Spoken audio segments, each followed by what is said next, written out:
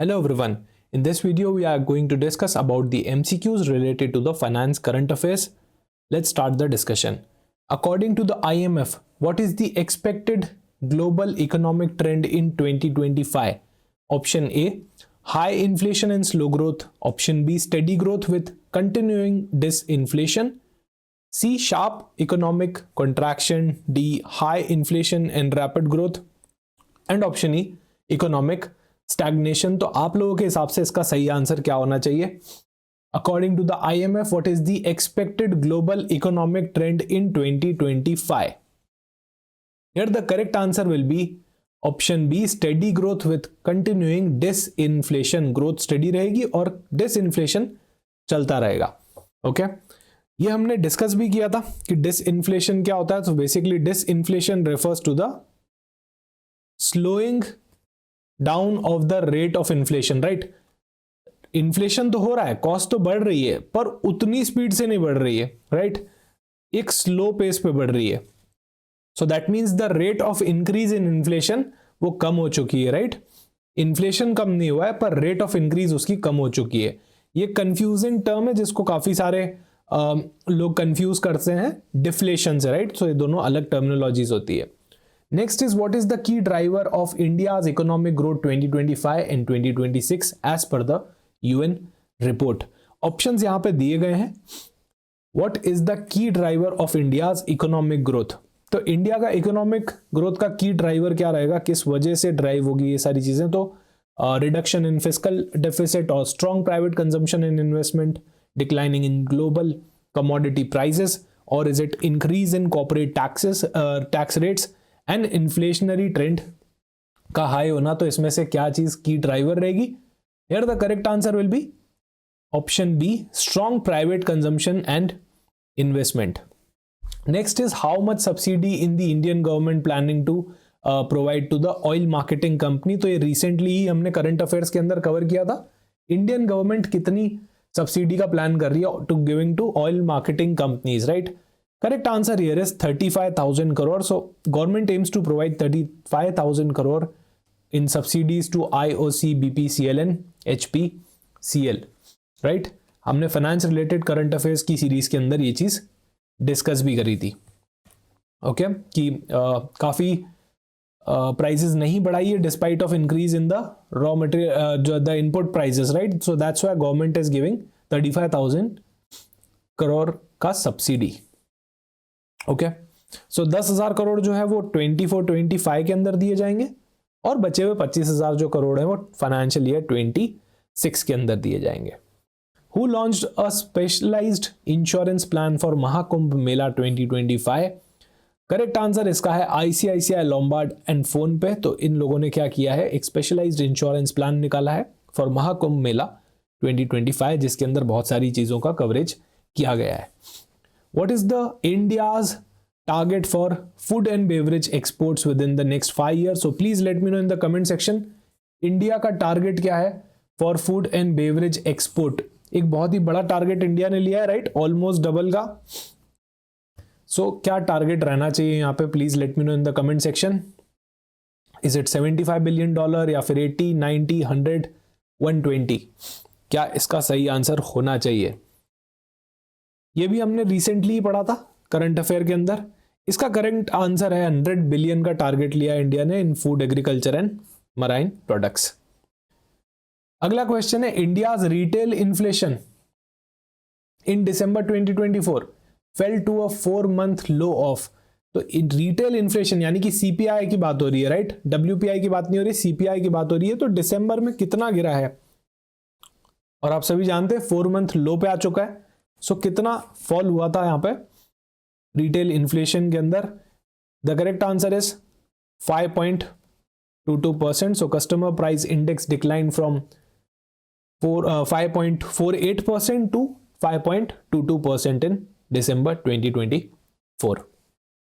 अगला क्वेश्चन आता है, what was the primary reason for the decline in India's retail inflation? अभी जो डिक्लाइन हुआ है 5.22% का, इसका प्राइमरी रीजन क्या है? Right, what is the primary reason for such a decline? So options given है. What was the primary reasons for such decline?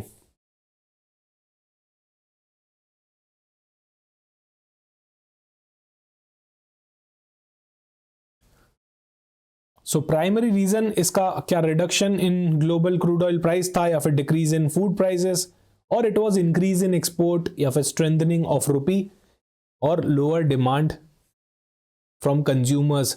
Correct answer here is decrease in the food prices. Food prices में drastically decrease आया था, उस वजह से as a whole retail inflation पे फर्क पड़ा है, right? So retail inflation falls to 4-month low of 5.22% in December, right? Earlier कितना था 5.48% था, दिसंबर में 5.22% हो गया. Contributing driving factors क्या थे? एक तो फूड के प्राइसेस थे जो सबसे पहला था, राइट? उसके बाद हाउसिंग इन्फ्लेशन भी था, ओके? और मॉनेटरी पॉलिसी पे इसका क्या इंप्लीकेशन होने वाला है? सो यहाँ पे RBI AIIMS for 4% inflation rate. हमारा रेंज क्या है? 2 to 6% का है. सो यहाँ आरबीआई का टारगेट इसको 4% इन्फ्लेशन रेट पे लाने का है आगे. और रिसेंटली आरबीआई ने दिसंबर मंथ के अंदर सीआरआर को स्लैश भी किया था और रेपो रेट को मेंटेन किया गया था. सीआरआर एट प्रेजेंट 4% पे, रेपो रेट एट प्रेजेंट 6.5% पे है, राइट? चलते हैं अगले क्वेश्चन पे. So according to Fitch rating, what is the projected to drive the decline in the net leverage of Indian corporates from 25 to 26 financial year? Is it rise in the energy prices or decline in the export activities, या फिर improved EBITDA margin, geopolitical tensions और sustained rupee depreciation? So इसका क्या answer होना चाहिए आप लोगों के हिसाब से?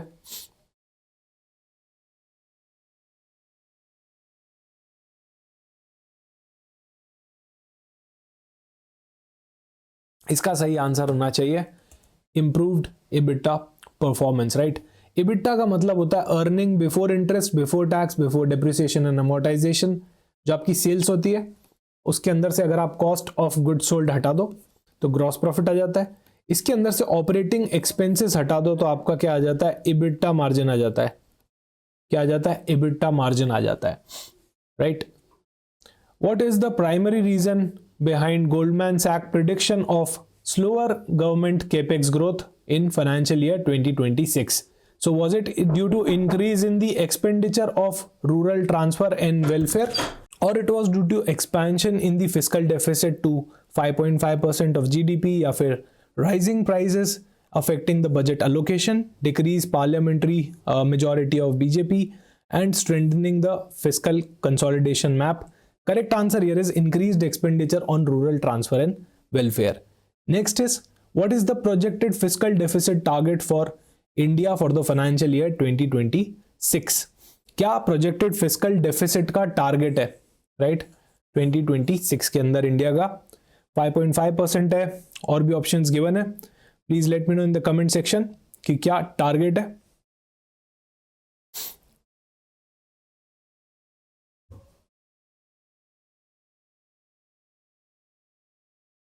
Correct answer here is 4.5% of GDP. So यहां पे the target is to bring the deficit down to 4.5% of GDP.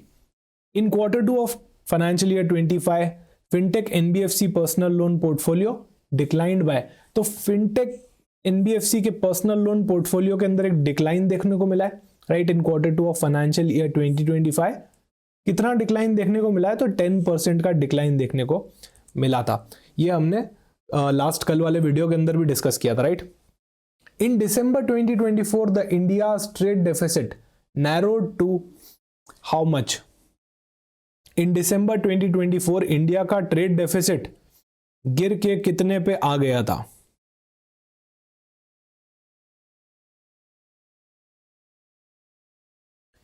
Correct answer to this question is $21.94 billion, right?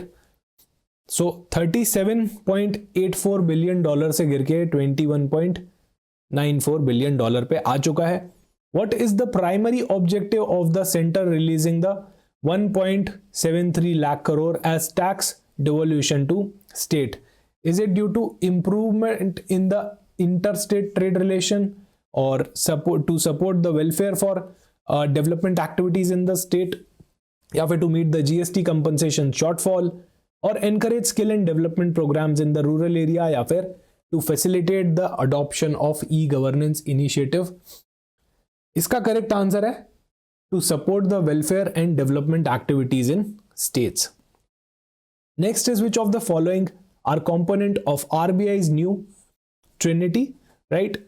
So ये एक स्ट्रेट फॉरवर्ड क्वेश्चन हो जाएगा आप लोगों के लिए। इसका करेक्ट आंसर है आपका JAMUPINULI, ये भी हमने पहले डिस्कस किया हुआ है। Next is what is the frequency of publication of financial stability report. Recently financial stability report भी आई थी, राइट। तो उसकी फ्रीक्वेंसी क्या रहती है, कब कब उसको पब्लिश किया जाता है, quarterly, half yearly, annually, monthly, या फिर एज डिसाइडेड बाय आरबीआई। इसका सही आंसर बी, हाफ ईयरली है। तो ये रिपोर्ट 2 बार आती है साल में on half yearly basis. Next is banking law amendment act 2024। सो इस पे भी हमारा डिटेल्ड एक वीडियो है, आप वो चाहें तो देख सकते हैं, right, on this channel only. So the bank account holders have to open can opt for how many nominees in the account. So कितने नॉमिनीज तक वो जा सकते हैं, एक बैंक अकाउंट होल्डर कितने नॉमिनीज को नॉमिनेट कर सकते हैं अकाउंट के अंदर अपने। So if you do know this answer please let me know in the comment section, कितने नॉमिनीज को ऐड कर सकते हैं। Correct answer here is option C, 4। तो 4 नॉमिनी तक अब आप रख सकते हैं अपने अकाउंट में after this bill. So this bill redefines the substantial interest limit for directorship, increasing the capital from 5 lakh to how much? The current limit was fixed almost six decades ago, right? तो अभी 5 लाख की limit थी, उसको बढ़ा के कितना कर दिया गया है, it has been raised to 2 crore rupees. So यहाँ पे सब्सटैंशियल इंटरेस्ट की लिमिट को ड्रास्टिकली बढ़ाया गया है। With reference to NRR and RRR, consider the following statement. An increase in the nominal effective exchange rate affects the appreciation of the rupee, as it indicates the strengthening of domestic currency relative to the basket of foreign currencies. Second statement given है, आप लोगों को बताना है कौन सी statement सही है। The RRR evaluates the value of currency relative to the basket of foreign currency, offering insights into nations' international trade competitiveness. Third statement, a rising trend in domestic inflation compared to other countries can lead to growing divergence between NRR and RRR, as inflation affects RRR but not NRR directly. So इसमें से कौन सी statement आप लोगों को सही लग रही है, please let me know in the comment section. कौन सी स्टेटमेंट इसमें से करेक्ट है।